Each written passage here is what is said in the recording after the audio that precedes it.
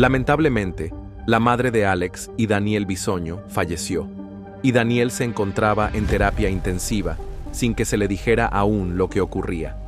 Al llegar al hospital, vi a Daniel muy frágil, con movimientos débiles. Recuerdo que nos miró, sonrió al ver a mi hermana y a mí, y preguntó por su mamá, si ya estaba caminando. Nos abrazamos, lloramos juntos. En ese momento, le dije lo que estaba pensando. Ahora nuestra misión es que te recuperes. Cuando mi mamá se enteró de que Daniel estaba tan grave, comenzó a rogarle a Dios que la llevara a ella en lugar de a su hijo. Suplicó con todo su ser, pidiendo ser ella quien se fuera, ya que sentía que su tiempo ya había llegado. Lloró tanto que sus palabras se hicieron realidad. 2 días después, perdí a mi madre y Daniel mejoró notablemente. No estaba listo para despedirme, no quería aceptarlo, pero la vida tenía otros planes. La situación fue complicada, y en lo laboral, la empresa también requería ajustes. Trabajé en TV Azteca durante casi 17 años, ocupando prácticamente todos los cargos que un trabajador puede desempeñar. Pagué mi precio por estar allí, y aunque no pudimos despedirnos como hubiésemos deseado, mis hijos estaban bien. Nos cuidábamos mutuamente, esperando volver a ser una familia casi normal, aunque siempre nos hará falta su presencia. Te amo con todo mi ser. Música. Hola, soy Matilde Obregón. Bienvenidos a un nuevo programa de Matilde Obregón sin filtros. Y este será un episodio muy especial, porque hoy tengo como invitado a alguien a quien conozco desde hace años. Nos une un gran respeto y admiración mutua. He visto cómo ha crecido profesionalmente, cómo se ha forjado en las filas de TV Azteca, mostrando su entrega total y aprendiendo, a pesar de ser mucho más joven que yo. Hoy, vamos a hablar sobre todo lo que ha tenido que enfrentar y cómo ha salido adelante. Y sobre todo, cómo ha sido una figura que ha enfrentado con valentía las adversidades. Yo, en su lugar, no sé si lo habría logrado. Señoras y señores, con ustedes, el querido conductor Alex B. Ay, Mati, qué bonito recibimiento, muchas gracias, dice Alex. ¿Qué te puedo decir? Tú eres una institución en este medio, una referente para todos. Claro que vine a verte cuando me llamas, no lo dudo ni un segundo. Es un verdadero gusto estar contigo, como siempre. Vamos a platicar de todo lo que has hecho en televisión, de lo que hemos vivido trabajando juntos, y cómo has enfrentado todo lo que te ha tocado. Ya sabes, nosotros los reporteros estamos siempre en la lucha correteando la chuleta, comenta Matilde. Sí, ya son casi 17 años en TV Azteca, ¿verdad? Exacto. Este 2025 cumplí los 17 años en la empresa. A veces me cuesta creerlo. Las cosas pasan rápido, pero la verdad es que estoy muy agradecido. Estoy en un excelente momento de mi vida y mi carrera. Claro, esta relación laboral llega a su fin, pero no me quejo. Fueron 16 años llenos de altibajos, como siempre. ¿Qué pasó? ¿Por qué ese cambio?, pregunta Matilde. Es una buena pregunta. Te cuento. Estuve trabajando en TV Azteca casi 17 años. Pasé por todos los puestos posibles. Como cualquiera en mi situación, pagué el precio por estar aquí. Para alguien con un apellido como el mío, la gente podría pensar que todo sería más fácil, pero no fue así. Trabajé muchísimo para lograr lo que alcancé, mucho más de lo que la gente cree. No fue un favor ni una recomendación de mi hermano. Me costó 13 años ser conductor titular de Al Extremo, y antes de eso, estuve en Mega La Alegría, todo un show, y muchos otros proyectos. Siempre luchando para demostrar que no estaba aquí solo por mi apellido, y lo logré. Nadie me regaló nada. ¿Te esperabas esto? En este momento, yo me había acercado para solicitar más oportunidades porque, aunque es cierto que Al Extremo es un excelente programa, al que le tengo un gran cariño tanto a la producción como a la productora, y agradezco que me hayan dado la oportunidad, también era cierto que yo deseaba estar en un proyecto que me permitiera crecer más. Después de 3 años en Al Extremo, quería algo diferente. No necesariamente dejar Al Extremo, pero sí algo más. Desde el principio me dijeron que en ese momento no había opciones disponibles, lo cual me desmotivó, ya que me bajó el ánimo y las expectativas. No solo no me dieron algo más, sino que poco después me comentaron que parecía que no estaba tan contento. Y bueno, además venían cambios estratégicos en la empresa, y al final fue como un acuerdo mutuo. Pero la verdad es que no estaba preparado para dejar al extremo, no quería hacerlo. Sin embargo, la situación fue así, y la empresa necesitaba hacer ajustes. En una reunión, llegamos al acuerdo de que mi relación con el programa llegaba a su fin. Ahora, hay muchas preguntas que surgen, y vamos a abordarlas. ¿Llegaste tarde? Number. ¿No hacías las cosas con ganas? Number. ¿Te veían poco entusiasta? Yo te diría que no. Tal vez esto suene banal, pero así es la televisión, pero así es. En cuanto a subir de peso, no. Siempre he estado dentro de mi peso. ¿No hacías ejercicio? Claro que sí, me encanta. ¿No te preparabas para el programa? Nunca sucedió eso. El focus group en realidad me favoreció, porque siempre fui una persona muy cercana a la gente. Mi familia y yo venimos de la clase media. Somos personas de trabajo que valoramos lo que tenemos porque nos ha costado esfuerzo llegar hasta aquí. Nunca verás a mi hermano o a mí alejados de la gente. Podemos ir al supermercado y salir sin nada, pero con un montón de fotos con la gente. Con respecto a mi primer año en Al Extremo, te cuento que todo mi sueldo lo invertí en vestuario. Lo pagaba yo, porque el programa te da algo, pero yo quería verme bien, con ropa que me quedara bien y que me gustara. Cuando me llamaron a Al Extremo por primera vez, no tenía ni un traje. Solo tenía el de mi primera comunión y nunca más lo había usado. Así que tuve que comprar trajes, camisas, corbatas, calcetines, cinturones. No podía repetir. Todo lo invertí porque quería aprovechar la oportunidad y verme bien. Cuando te dicen lo típico de que habrá cambios y ajustes, ¿qué piensas? ¿Qué respondes? Mira, el día que me llamaron, los jefes me dijeron que en ese momento Al Extremo ya no requería mis servicios y que harían algunos ajustes estratégicos. Y la verdad, lo entendí porque así funciona la televisión. Es algo que no nos sorprende a nadie. Aún así, obviamente me dolió porque era un programa que llevaba en el corazón. Me deprimí muchísimo, especialmente porque todo el 2024 había sido un año difícil, que ahorita vamos a platicar. Y 2 semanas antes de que terminara el año, me dieron esa noticia, y fue como el golpe final.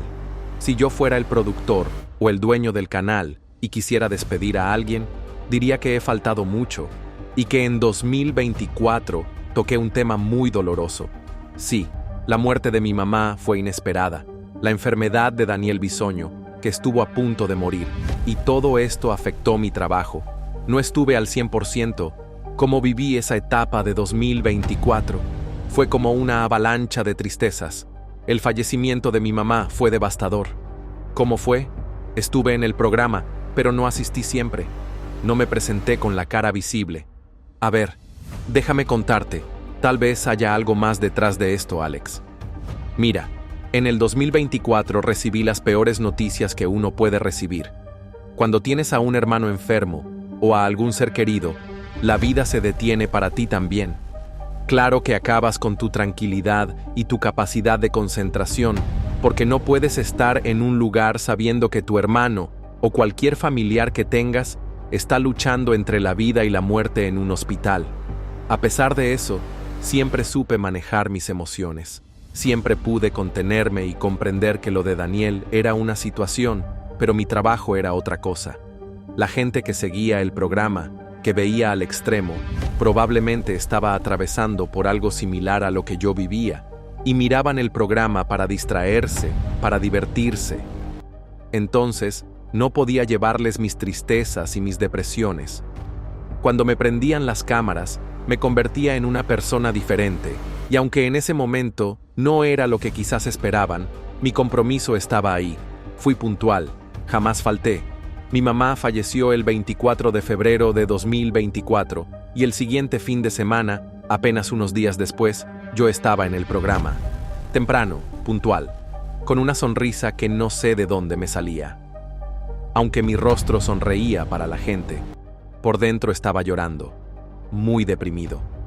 Incluso la producción se comunicó conmigo y me ofreció tomarme algunos días. Entendían lo que estaba pasando, pero yo no quise.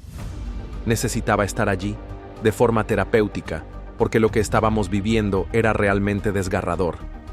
Para mí, mis únicas rutas de escape eran hacer ejercicio, que siempre me ha ayudado a superar la depresión, y hacer mi trabajo, que es lo que más me llena de alegría en la vida. ¿Qué le pasó a tu mamá? Mi mamá no estaba preparada para morir, no merecía irse en ese momento. Ella tuvo un COVID muy fuerte durante la pandemia, pero afortunadamente se recuperó gracias a Dios, con la ayuda de grandes especialistas. Se levantó del COVID, pero un par de años después, volvió a recaer un poco con problemas en los pulmones, ya que había quedado afectada. A pesar de eso, estuvo en casa, con oxígeno y medicación, y estaba bien aparentemente. Cuando estábamos lidiando con la situación de mi mamá, fue cuando lo de Daniel pasó. Los primeros en recibir la noticia de que Daniel tenía una enfermedad en el hígado, fuimos mi hermana y yo, porque Daniel nos citó a un restaurante. Nunca lo olvidaré. Nos dijo: estoy enfermo, no sé qué tengo. Me hice varias pruebas, pero los doctores no saben qué es. Poco tiempo después, comenzó a tener una hemorragia interna, a causa de las varices esofágicas. Cuando el hígado se endurece por una cirrosis hepática, hay venas que conectan con él que dejan de irrigar sangre, y estas venas se inflan como globos y se revientan. Si no te das cuenta, te desangras. Afortunadamente, nos dimos cuenta. Fuimos a su casa, lo recogimos y lo llevamos al hospital, mi hermana y yo. Ese fue el primer ingreso grave de Daniel al hospital. Desde entonces, sus ingresos no cesaron, por diversas razones, hasta que descubrieron que el problema era una cirrosis hepática no alcohólica, algo que le puede pasar a cualquiera. Es importante aclarar que no fue por el alcohol, sino porque su hígado estaba dañado debido a un mal uso de medicamentos, dietas mal hechas, que le costaron tanto trabajo a Daniel, y cada dieta equivocada era un golpe al hígado, y eso fue lo que lo fue enfermando. Así estuvimos, y todavía seguimos con su situación. A veces está en terapia intensiva. ¿Y qué pasa con tu hermano? Con tu mamá y Araceli, Daniel tuvo una hospitalización crítica en la que estuvo entre la vida y la muerte. Es interesante porque, siendo el hermano más joven de los tres, por primera vez tuve que asumir el rol de ser el mayor. Tuve que tomar decisiones importantes, ser la persona que firmara cuando me decían: vamos a intervenir a tu hermano, no sabemos si saldrá del quirófano. Firmar algo así implicaba autorizar que, tal vez, no lo volvería a ver. Pero no había otra opción, era eso o nada. Tuve que ser quien se enfrentara a toda esta situación, porque mis padres son personas mayores. Mi papá tiene 80 años y mi mamá 71. Ella había estado enferma, como te mencioné, con problemas de salud que la mantenían en casa. Mi papá tiene hipertensión, y cuando tuvimos que llevar a Daniel de urgencia al hospital, con su ingreso a terapia intensiva, luchando por su vida, tomé la decisión de ocultar todo lo que pudiera hasta saber que Daniel estaba mejor. No quería decirles nada a mis padres hasta que estuviera más claro, porque si les hablaba y les decía lo que realmente estaba pasando, los dos se iban a desplomar. Entonces, contuve todo lo que pude. Primero lo hablaba solo, luego lo compartí con mi hermana Ivette, y le dije: vamos a mantener esto en silencio. Mis papás no deben saber. Pero lamentablemente, los medios de comunicación, algunos de ellos, tenían gente dentro del hospital, y la información médica de Daniel comenzó a circular en redes sociales. Así que, al final, no pude mantenerlo en secreto por mucho tiempo, y mi mamá se enteró. ¿Cómo se enteró tu mamá? Por la televisión. Dios mío. En ese momento comenzó a gritar desesperada, preguntando: ¿qué pasó con Daniel? Y yo les había dicho que no había ocurrido nada grave, pero, en ese instante, mi mamá se desplomó. Eso fue un miércoles, y al jueves tuvimos que llevarla de emergencia al hospital, y el sábado falleció. Fue extremadamente difícil, Matilde. Muy difícil. Te juro que cada vez que recuerdo eso, siento como si lo estuviera viviendo nuevamente. Lo digo porque, por un lado, tenía a mi hermano en terapia intensiva intubado, inconsciente. Entraba a verlo y no lo reconocía. Verlo conectado a máquinas respirando al ritmo de una máquina era aterrador. No era la misma persona, era como un muñeco. Después, cuando fallece mi mamá, Daniel seguía en terapia intensiva, así que me tocó manejar esa carga emocional mientras intentaba contener a mi familia. Mi papá, a sus 80 años, mi hermana, que había dedicado su vida a cuidar a mamá, dejó todo por ella. Y el día que mamá murió, mi hermana quería morir junto con ella. Obviamente, yo también estaba en depresión, quería rendirme. Y a pesar de todo, seguía trabajando. El trabajo nunca lo dejé. Hago un paréntesis porque sé que lo que estoy contando puede resonar con mucha gente que podría estar pasando por lo mismo y ver cómo salir adelante. Pero lo que no es lo mismo es que a ti te toque dar la cara en la televisión, porque imagino la presión de los medios, la gente, y tener que mantener una imagen positiva. Como dices, tenía que divertir, tenía que entretener, pero lo que estaba viviendo no se lo decía a nadie. Nadie. Era tan complicado porque salía a hacer el programa y en cuanto terminaba tenía que correr al hospital, ya que yo era el familiar que tomaba las decisiones. Así que, de repente, tenía que estar en el hospital por cualquier cosa que surgiera. Salían reportes médicos o exámenes como una endoscopia o algo que se complicaba, y tenía que estar presente para firmar, porque si no los médicos no podían proceder. Es realmente complicado. El año pasado pasé más tiempo en el hospital que en mi casa. La verdad, los medios, Dios mío, lo que vivimos el año pasado con ellos, fue la peor pesadilla que una persona puede atravesar. Y mira que nosotros trabajamos en los medios. Entendemos cómo es ir tras una noticia. Sabemos lo difícil que es, especialmente cuando se trata de reporteros y el acoso. Por eso, siempre traté de dar la cara ante los medios y explicarles lo que estaba sucediendo para evitar rumores y especulaciones. Sabía que lo mejor era aclarar las cosas, pero, honestamente, a veces sentí que no sirvió de nada. A pesar de intentar salir y hablar, al final creo que me salió peor. Sin embargo, intenté estar ahí, darles la cara, pero nunca fue suficiente. Algunos medios empezaron a acosarnos. No solo nos esperaban en la entrada del hospital, sino que también perseguían a mi hermana fuera de la escuela de mi sobrino. Era una situación aterradora. En todos lados, en todos los lugares, hacían guardias frente a la casa de Daniel. Incluso investigaron dónde vivía él. Así que ya no solo era cuestión de contener nuestra vida y todo lo que estábamos viviendo, sino también teníamos que estar cuidándonos. Y todo esto de personas que pensábamos eran nuestros compañeros de trabajo, gente con la que me cruzaba en notas, en el ambiente de los medios. Personas que, aparentemente, eran buenos amigos, pero que se convirtieron en los peores enemigos. Parecía que querían vernos hundidos, vernos sufrir. El tema de Daniel y la noticia de que su mamá había fallecido fue la primicia del día. Decían, murió la madre de Alex y de Daniel, y Daniel está en terapia intensiva. Todavía no lo sabemos. Esto que te cuento no tiene que ver con creencias religiosas ni nada por el estilo. Simplemente creo que lo que ocurrió con mi mamá y con Daniel fue un milagro. Fue un milagro porque, mira, el día que mi mamá se enteró que Daniel estaba muriendo en el hospital, ella, como cualquier madre, empezó a pedirle a Dios que la llevara a ella, no a él. Le rogó, llévame a mí, ya viví, ya tuve hijos, él tiene una hija pequeña, él tiene que quedarse aquí para cuidarla. Te juro que lo pidió de tal manera, llorando, suplicando, que sus deseos fueron cumplidos. 2 días después, yo perdí a mi mamá, y Daniel empezó a mejorar enormemente. Insisto, sin importar las creencias religiosas, creo firmemente en los milagros. Y estoy completamente convencido de que mi mamá dio su vida por mi hermana. Además, sigo soñando con ella constantemente. El día que falleció, muchas de las decisiones que tomé, te juro que sentía como si ella me estuviera guiando.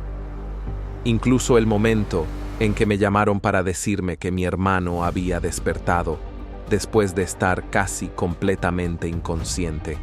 Ese día, mi mamá ya había fallecido. Fue un momento tan confuso, con tantas decisiones que tomar, como si nunca estuviéramos preparados para algo tan inesperado. Pero todas esas decisiones llegaron a mí de forma tan clara, y supe lo que tenía que hacer. Dije, no, no, no. Mi mamá quiere esto. Mi mamá lo que quiere es que dejemos de llorar por ella ahora y que vayamos a ver a Daniel. Él es quien nos necesita. Él es el que está luchando. Mi mamá ya se había ido, pero Daniel seguía vivo y necesitaba que estuviéramos con él. Y te juro que en ese momento, más allá de lo que pensara, sentí una claridad total, y muchas de las decisiones que tomé después las tomé pensando en lo que mi mamá hubiera querido. Te lo juro, te lo prometo, y sigo soñando con ella, y siempre con mensajes que me da. Justo hoy, de anoche a hoy, soñé con mi mamá y me decía, no dejen a Daniel solo. A lo mejor crees que es una coincidencia, pero yo te juro que sí creo que los sueños son una forma en que ella sigue comunicándose con nosotros y sigue pidiendo que no lo dejemos solo. Un instante solo que nos requiere quien le comunica la noticia. Daniel Bisoño. Ay, bueno, ese día también fue muy complicado, porque cuando falleció mi madre, teníamos que ir a ver a Daniel. Teníamos una cita con los médicos, mi hermana y yo. Fuimos a verlo al hospital. Daniel ya estaba despierto, y lo primero que preguntó fue por mi mamá. Es algo muy difícil, la verdad. Ay, es que mejor es como revivirlo. Cuando llegamos al hospital, vimos a Daniel con movimientos muy frágiles, muy debilitado, pero le dio mucho gusto vernos después de haber estado como 15 días en terapia intensiva. Recuerdo que cuando nos vio, sonrió al vernos a mi hermana y a mí, y nos preguntó, ¿cómo está mi mamá? ¿Está caminando? Mi mamá acababa de fallecer. Entonces, tratamos de hacer lo que pudimos para distraerlo, para cambiar un poco el enfoque, y le dijimos, no, mamá está muy bien, poco a poco va mejorando. Y tuvimos que ocultarle la noticia durante una semana más.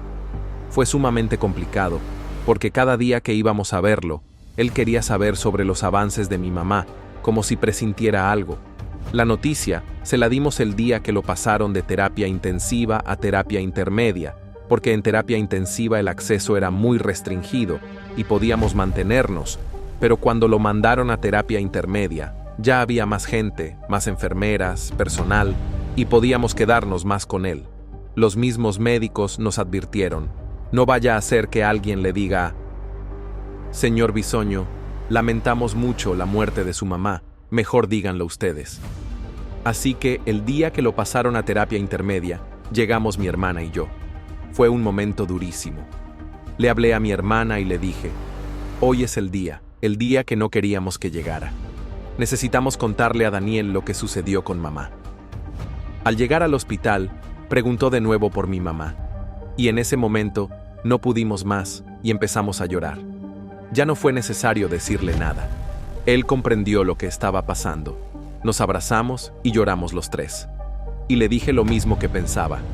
Ahora nuestra misión es sacar a Daniel adelante, porque eres un hombre joven, porque tienes una hija de 7 años que te necesita. Así que esto no te puede derrumbar porque te necesitamos aquí. Fue sumamente triste. ¿Cuántos años tienes, Alex? Zrenia, me preguntó. Tengo 42, le respondí. ¿Has vivido lo que has vivido? Este año que pasó fue el que más me hizo madurar. No lo digo como si fuera el superhéroe de mi familia, pero en ese momento, yo era el eslabón más fuerte. Daniel estaba grave, mi hermana estaba devastada por la pérdida de mi madre, que era su alma gemela.